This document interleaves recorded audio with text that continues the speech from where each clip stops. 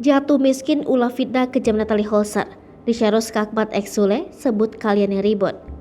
Richard Ross merasa dirugikan atas fitnahan kejam Natalie Holzer yang menggiring opini jika dirinya punya hubungan dengan Sule.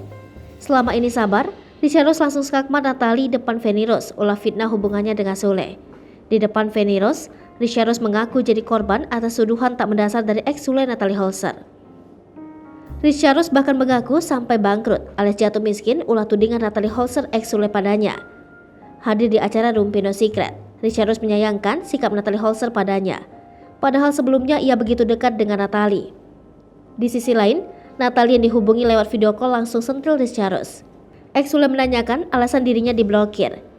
Jika tidak ada hubungan dengan Sule, Natalie Holzer menyentil Richard Ross yang seolah panik. Secara belak-belakan, Richard Ross mengaku tak mau masalah semakin panjang. Ia mengaku sejak gosip tersebut beredar, ia harus menerima hujatan pahit dari netizen.